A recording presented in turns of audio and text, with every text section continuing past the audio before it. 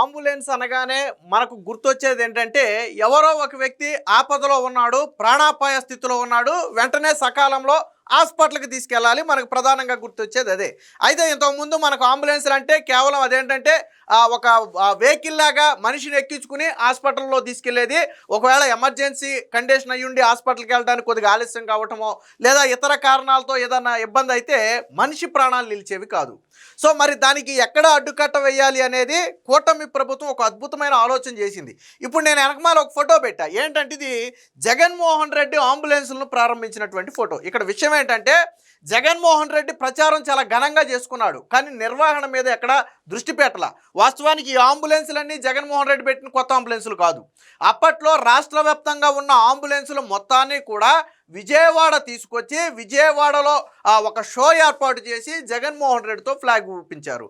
విచిత్రం ఏంటో తెలుసా, ఆ రోజు ఇతర ప్రాంతాలలో అంబులెన్సుల కోసం ఫోన్ చేస్తే అంబులెన్స్ లేకుండా పోయింది. సరే, అది ప్రచారం, జగన్మోహన్ రెడ్డి చేసుకున్న ప్రచారం.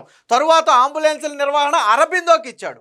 అరబిందోకి ఎందుకు ఇచ్చాడంటే జగన్మోహన్ రెడ్డితో పాటు లింకప్ అయ్యన్నటువంటి కంపెనీ. జగన్మోహన్ రెడ్డి అవినీతి అక్రమస్తుల కేసులో కూడా వాళ్ళకి సంబంధం ఉందని చెప్తారు.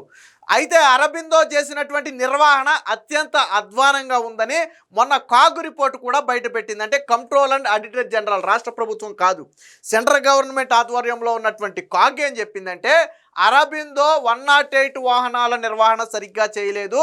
దాని మూలంగా కొన్ని వాహనాలు రిపేరు చేయడానికి కూడా పనికి రాకుండా పోయాయి.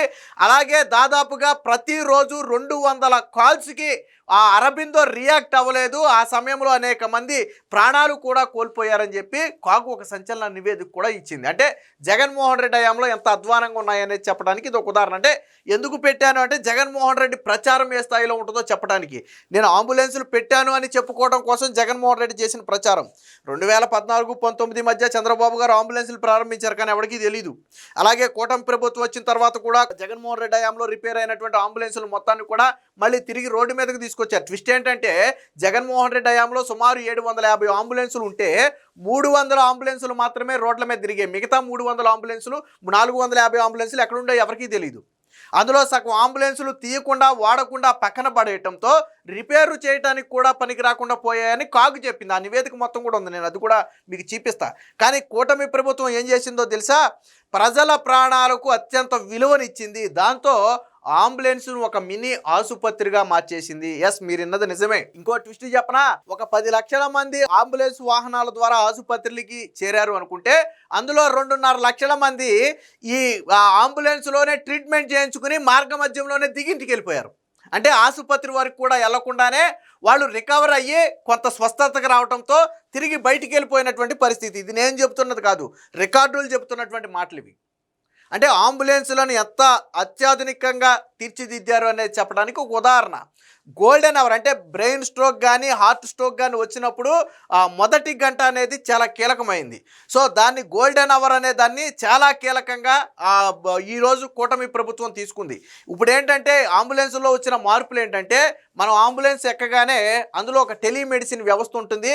డైరెక్ట్గా ఆసుపత్రి నుంచి వీళ్ళు ఫోన్ కాల్లో మాట్లాడతారు, వీడియో కాల్లో మాట్లాడతారు. పేషెంట్ని అంబులెన్స్లోకి ఎక్కించగానే పరిస్థితి ఏంటనేది అక్కడ ఉన్న డాక్టర్కి వివరిస్తారు. అవసరమైతే వీడియో కాల్ చేసి చూపిస్తారు. అప్పుడు డాక్టర్ టెంపరీగా అంటే అక్కడ నుంచి ఆసుపత్రికి చేరడానికి పట్టే సమయంలో ఆ వ్యక్తికి అందించాల్సిన ప్రాథమిక చికిత్సను లైవ్లో ఉండి డాక్టర్ వాళ్ళకి సజెస్ట్ చేస్తారు. వెంటనే డాక్టర్ చెప్పినట్టుగా వాళ్ళు కొంత ప్రాథమిక చికిత్స, కొన్ని ట్యాబ్లెట్స్ కావచ్చు, ఇంజెక్షన్స్ కావచ్చు, ఇంకా ఇతర ఏదైనా కావచ్చు, వాళ్ళు వెంటనే చేసి ఆసుపత్రికి వెళ్ళే వరకు కూడా రోగికి ఎటువంటి ఇబ్బంది లేకుండా వాళ్ళు కాపాడతారు. ఆ తర్వాత హాస్పిటల్లో ట్రీట్మెంట్ జరుగుద్ది. సో అలాంటి ఒక అత్యాధునిక వ్యవస్థను ఈరోజు అంబులెన్సుల్లో తీసుకొచ్చి ఒక రకంగా అది మినీ ఆసుపత్రిగా మార్చేశారు. చిన్న సైజ్ హాస్పిటల్ ఎలా ఉంటుందో అంబులెన్స్ ఆల్మోస్ట్ అలా ఉంది. సో నిపుణులైనటువంటి టెక్నీషియన్స్ అందులో పెట్టారు, హెల్త్ మీద పట్టున్నటువంటి నర్సులను అందులో పెట్టారు ప్రతి అంబులెన్స్లో. అలాగే వ్యవస్థ గతంలో ఏంటంటే ఒక అంబులెన్స్కు కాల్ వచ్చిందనుకోండి, అది టైం పట్టేది. ఆ డ్రైవర్ సమయానికి లేకపోవటమో, తినడానికి వెళ్ళటమో, లేదా సిగరెట్ తాగడానికి వెళ్ళటమో, ఇలాంటివి ఏమైనా జరిగితే అంబులెన్స్ రావడానికి టైం వచ్చేది. ఆ సెట్ ఏమో అంబులెన్స్లోనే ఉంటుంది. కానీ ఇప్పుడు అలా కాదు. ఏదైనా ఒక అంబులెన్స్కి మెసేజ్ చేయాలి అనుకుంటే వెంటనే అంబులెన్స్లో ఒక సైరన్ ఉంటుంది. వెంటనే అది పెద్దగా అలర్ట్ మెసేజ్ ఇస్తుంది. అంబులెన్స్ గొప్పుకుని పడుకుని ఉన్నా లేకపోతే బయట ఉన్నా ఆ చుట్టుపక్కల 100 మీటర్ల పరిధిలో ఎక్కడున్నా కానీ అది ఒక సైరన్ ఇచ్చి ఇమీడియట్గా డ్రైవర్ని అలర్ట్ చేస్తుంది. సో అంటే ఎంత టెక్నికల్గా అంబులెన్స్లు తయారు చేశారనడానికి ఇది ఒక ఉదాహరణ. దీనికి సంబంధించిన ఒక వార్త వచ్చింది, ఒకసారి చూద్దాం. ముఖ్యంగా మనం ప్రచారానికి పనితనానికి మధ్య ఉన్న డిఫరెన్స్ చెప్పడం కోసం ఈరోజు ఈ వీడియో చేస్తాం. ఎందుకంటే జగన్మోహన్ రెడ్డి హయాంలో ప్రచారం చేసుకున్నాడు, బట్ ఏం జరిగింది అనేది నేను ఇదే వీడియోలో మీకు వివరిస్తాను. బట్ ఇక్కడ పనితనం చూడండి, ప్రచారం తక్కువ. వాస్తవానికి ఇది పేపర్లో ఆర్టికల్ లాగా వచ్చేదాకా ఎవరికీ తెలియదు. ఎవరైనా అంబులెన్స్ ఎక్కువ ఉంటే వాళ్ళకి తెలుస్తుంది తప్ప సాధారణ వ్యక్తి ఎవరికి, మనకి ఇప్పటి వరకు అంబులెన్స్ అంటే ఒక స్ట్రెచ్చర్ తీసుకొస్తారు, అందులో పెట్టుకుని తీసుకెళ్ళిపోతారు, అక్కడ వరకే మనకు తెలుసు. కానీ కాదు, ఈరోజు అంబులెన్స్లు మొత్తం కూడా పూర్తిగా మార్చేశారు. ఇది మీరు చూస్తున్నది ఇది అంబులెన్సే. ఇక్కడ మీరు చూస్తున్నటువంటి ఫోటో అంబులెన్సే, కానీ ఇది అంబులెన్స్లా లేదు, ఒక హాస్పిటల్ లాగా ఉంది చూడండి. ఇక్కడ అంబులెన్స్ లాగా లేదు, ఆక్సిజన్తో పాటు అన్ని రకాల సౌకర్యాలు, ఈసీజీతో పాటు అన్ని రకాల సౌకర్యాలన్నీ కూడా ఇక్కడ పెట్టారు. అలాగే ఇక్కడ చూడండి, అంబులెన్స్లో ఏం జరుగుతుందనేది ఇక్కడ ఫోటోలో చూస్తున్నారు. మీరు చూసేది ఈ ఫోటోనే, ఇక్కడ ఉన్నదాన్ని ఇక్కడ చూస్తున్నారు. అంటే డాక్టర్లు లైవ్లో అక్కడ చూసి ఏం జరుగుతుందనేది చూసి వెంటనే ట్రీట్మెంట్కి కూడా ఆదేశాలు ఇస్తున్నారు. సో ఇది 108 ఓ మినీ ఆసుపత్రి రూపురేఖలు మార్చేసిన కూటమి ప్రభుత్వం. అంబులెన్స్లో కొత్తగా టెలిమెడిసిన్ విధానం, మార్గం మధ్యంలోనే బాధితులకు ప్రాథమిక చికిత్స. 2.5 లక్షల మంది ఆసుపత్రికి చేరకుండానే, నేను ఇందా చెప్పింది అదే, వేరు వేరు కారణాల వల్ల అంబులెన్స్ వచ్చిందంటేనే కొద్దిగా ఎమర్జెన్సీ అని మనం ఫీల్ అవుతాం. కానీ 2.5 లక్షల మంది ఆసుపత్రికి చేరకుండానే ఇదే అంబులెన్స్లో నయమైపోయింది వాళ్ళకి. అంటే హాస్పిటల్కి చేరాలంటే అరగంట గంట పట్టవచ్చు, సమయం పట్టవచ్చు, లేదా ఇంకొద్ది దూరం వెళ్ళాలంటే 2 గంటలు కూడా పట్టవచ్చు. బట్ ఈ సమయంలోనే అంబులెన్స్లో ట్రీట్మెంట్ చేయడం ద్వారా వాళ్ళు క్యూర్ అయిపోయి ఆసుపత్రిలో అడ్మిట్ అయ్యే అవసరం కూడా లేకుండా పోయిందంటే కూటమి ప్రభుత్వం ఎలా పనిచేస్తుందంటానికి ఉదాహరణ. టెక్నాలజీ ద్వారా 20% మరణాల నివారణ, బాధితులకు పగడ్బందీగా గోల్డెన్ అవర్ అమలు, ఎమర్జెన్సీ రోగుల పాలిట సంజీవనిగా అంబులెన్సులు. సో వినటానికి చిన్నగా ఉన్నా దీని అవసరం వచ్చినప్పుడు దాని ఇంపార్టెన్స్ ఏంటనేది మనకు తెలుస్తుంది. ఎవరికైనా ఎమర్జెన్సీ వచ్చినప్పుడు సకాలంలో ఆసుపత్రికి చేరలేక లేదా సకాలంలో ట్రీట్మెంట్ అందలేక ఆ వ్యక్తి మృతి చెందాడు అంటే ఆ బాధ ఎలా ఉంటుందో ఒకసారి ఆలోచించండి.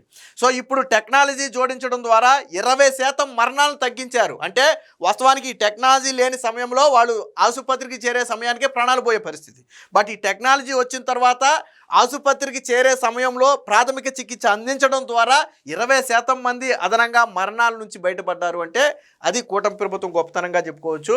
ఫోన్ చేస్తే ఎప్పుడు వస్తుందో తెలియదు, వచ్చినా ఎంతసేపటికి ఆసుపత్రికి చేరుస్తుందో తెలియదు, ఆసుపత్రికి వెళ్ళినా బాధితులు ప్రాణాలు నిలుస్తాయన్న గ్యారంటీ లేదు. అలాంటి దారుణ పరిస్థితుల నుంచి కూటమి ప్రభుత్వం 108 అంబులెన్సుల రూపురేఖలనే మార్చేసింది. అంబులెన్సులకు టెక్నాలజీని జోడించి బాధితులకు గోల్డెన్ అవర్లోనే ఆసుపత్రులకు చేరుస్తుంది. అంబులెన్సుల్లోనే టెలిమెడిసిన్ విధానాన్ని ప్రవేశపెట్టి దారిలోనే బాధితులకు ప్రాథమిక చికిత్స అందిస్తూ వారి ప్రాణాలకు బరో చేస్తుందని చెప్పారు. సో టెలిమెడిసిన్ ద్వారా 108 అంబులెన్స్లోనే రోగికి చికిత్స ఎలా ఇస్తారనేది మనం ఇక్కడ చూడొచ్చు. కూటమి ప్రభుత్వం అధికారంలోకి వచ్చిన తర్వాత 108 అంబులెన్సులు ఎమర్జెన్సీ రోగుల పాలిట సంజీవనిగా నిలుస్తున్నాయి. ఈ ప్రభుత్వంలో దాదాపుగా 10 లక్షల మందికి పైగా బాధితులు 108 అంబులెన్స్ సేవలు పొందితే అందులో 7.5 లక్షల మంది మాత్రమే ఈ వాహనాల ద్వారా ఆసుపత్రుల్లో చేరి చికిత్స తీసుకున్నారు. మిగిలిన 2.5 లక్షల మందికి టెలిమెడిసిన్ ద్వారా అక్కడికక్కడే వైద్యం అందించి ఇంటికి పంపించి వేశారు. అంటే నేను ఇందాక అదే చెప్పింది, ఒక చిన్న వాటితో అంబులెన్స్ ఎక్కిన వ్యక్తి ఆసుపత్రికి వెళ్ళే అవసరం లేకుండా టెలిమెడిసిన్ ద్వారా అక్కడే క్యూర్ చేసి వెంటనే మార్గ మధ్యంలోనే దింపేసి ఇంటికి పంపేసే పరిస్థితి. హాస్పిటల్లో అడ్మిట్ అవ్వాల్సిన అవసరమే లేదు. మరి ఇది గొప్ప కాదా? ఇది 100కు 100% గొప్పే. సో దీనికి సంబంధించిన మరొక వార్త కూడా చూద్దాం. రాష్ట్రంలో మొత్తం 1.75 లక్షల కిలోమీటర్ల మీద రోడ్డు కనెక్టివిటీ ఉంటే కూటమి ప్రభుత్వంలో అంబులెన్సులు దాదాపుగా 1,15,000 కిలోమీటర్లు, అంటే మొత్తం కనెక్టివిటీలో 60% కనెక్టివిటీని కవర్ చేశాయి. కానీ వైసీపీ ప్రభుత్వంలో 108 అంబులెన్సులు కేవలం 40% రోడ్డు కనెక్టివిటీనే కవర్ చేశాయి. అంటే అదనంగా 20% రోడ్డు కనెక్టివిటీని కూటమి ప్రభుత్వం కవర్ చేసింది. ఎందుకంటే గతంలో అంబులెన్సులన్నీ మూలబడాయి, అవి కూడా చెప్తాను నేను మీకు. మొత్తంగా గత ప్రభుత్వంలో అస్తవ్యస్తంగా ఉన్న 108 అంబులెన్సుల నిర్వహణ కూటమి ప్రభుత్వం వచ్చిన తర్వాత పూర్తిగా మెరుగుపరిచింది. అంబులెన్సులో టెలిమెడిసిన్, కూటమి ప్రభుత్వం 108 అంబులెన్స్లో ప్రత్యేకంగా టెలిమెడిసిన్ సేవలు అందుబాటులోకి తెచ్చింది. ఈఆర్సి అంటే ఎమర్జెన్సీ రెస్పాన్స్ సిస్టమ్ సెంటర్ నుంచి ఈ సేవలు అందిస్తుంది. అంబులెన్స్లో ప్రత్యేకంగా ఎండిటి అంటే మొబైల్ డేటా టెర్మినల్, అలాగే సీసీ కెమెరాతో పాటు స్మార్ట్ ఫోన్లను కూడా అందుబాటులో ఉంచింది. అంటే ఇక నుంచి ప్రతి అంబులెన్స్లో ఏముంటుందంటే ఒక ఎండిటి అంటే మొబైల్ డేటా టెర్మినల్ ఉంటుంది, సీసీ కెమెరా ఉంటుంది, ప్రత్యేకంగా మొబైల్ కూడా అందుబాటులో ఉంటుంది. ఎందుకంటే హాస్పిటల్ నుంచి డైరెక్ట్గా కాల్స్ రూపంలో మాట్లాడటం కోసం మొబైల్స్ కూడా అందుబాటులో ఉంచారు. దీంతో పాటు ఈఆర్సీలో ప్రత్యేకంగా 18 మంది వైద్యులు నియమించారు. అంటే ఎమర్జెన్సీ కాల్ వచ్చిన వెంటనే వాళ్ళు రెస్పాండ్ అయ్యి ఎటువంటి ప్రాథమిక చికిత్స అందించాలనేది కూడా వాళ్ళు చెబుతూ ఉంటారు. అంబులెన్సులు ప్రమాద స్థలం లేదా బాధితుడిని ఉన్న ప్రదేశానికి వెళ్ళిన వెంటనే ఈఆర్సీలో ఉన్న వైద్యులు అంబులెన్స్లో ఉన్న ఎమర్జెన్సీ మెడికల్ టెక్నీషియన్తో ఈఎంటీతో మాట్లాడి బాధితుల ఆరోగ్య పరిస్థితి, వారి పల్సు, ఆక్సిజన్ లెవెల్స్, బీపీ ఎలా ఉన్నాయో తెలుసుకుంటారు.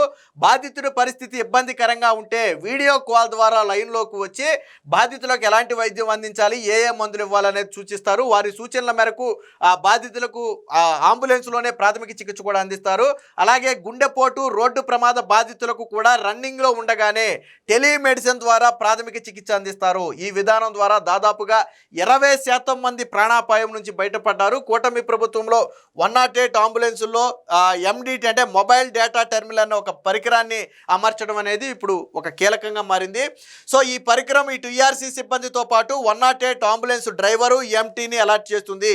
ఏదైనా ఒక ప్రాంతంలో ప్రమాదం జరిగినప్పుడు అక్కడ నుంచి ఎవరైనా 108కి ఫోన్ చేస్తే ఈఆర్సీ సిబ్బంది కాల్ రిసీవ్ చేసుకున్న వెంటనే లొకేషన్ రిజిస్టర్ అవుతుంది. గతంలో ఏంటంటే మనం ఫోన్ చేసి ఆ పలానా ప్లేస్లో పలానా దారిలో యాక్సిడెంట్ అయ్యింది, ఇంత దూరంలో ఉంది, ఏదో ఒక గుర్తు చెప్తే అంబులెన్స్ డ్రైవర్లు వచ్చేవాళ్ళు. బట్ ఇప్పుడు అలా కాదు. మనం కరెక్ట్గా స్పాట్లో నుండి కన్నా ఫోన్ చేస్తే మన లొకేషన్ అనేది ఆటోమేటిక్గా వాళ్ళకి షేర్ అయిపోతుంది. సో అదే లొకేషన్ను అంబులెన్స్ డ్రైవర్ కూడా ఆటోమేటిక్గా షేర్ అయిపోతుంది. అంటే అంబులెన్స్ డ్రైవరు వెతుక్కోవాల్సిన అవసరం ఉండదు. మొబైల్లో లొకేషన్ పెట్టుకుని ఇమీడియట్గా వెళ్ళిపోయే అవసరం కూడా ఉంటుంది. తర్వాత ఈఆర్సీ సిబ్బంది బాధితుల వివరాలు నమోదు చేసుకున్న క్షణాల్లోనే లొకేషన్ సహా ఈ డేటా మొత్తం ఎండిటి ద్వారా 108కి చేరుతుంది. అంబులెన్స్లోని సిబ్బంది వాహనానికి దూరంగా ఉన్నా, నిర్లక్ష్యంగా ఉన్నా, నిద్రావస్థలో ఉన్నా ఈఆర్సీ అనేది పెద్దగా ఒక సైరన్ లాగా మోగి పైలట్ను అలాగే ఇతర సిబ్బందిని కూడా అలర్ట్ చేస్తుంది. వాళ్ళు వెంటనే లొకేషన్ను చూసుకుని వెంటనే అక్కడ నుంచి బయలుదేరి వెళ్తారు. అంటే చూడండి, ఒక్క సెకండ్ కూడా వేస్ట్ కావద్దనే ఉద్దేశంతో ఎన్ని మార్పులు చేశారు. సో వైసీపీ హయాంలో ఏం జరిగింది అనేది మనం ఒకసారి చూస్తే ఇక్కడ చూడండి, వైసీపీ హయాంలో అరబిందోపై కాగ్ కన్నెర్ర. కాగ్ అంటే ఇదేమి రాష్ట్ర ప్రభుత్వం కాదు, control and auditor general, central government ఇది. సో ఏం చెప్పారు చూడండి, గత వైసీపీ ప్రభుత్వ హయాంలో 108 అంబులెన్స్ల పనితీరుపై కాగ్ తీవ్ర ఆరోపణలు చేసింది.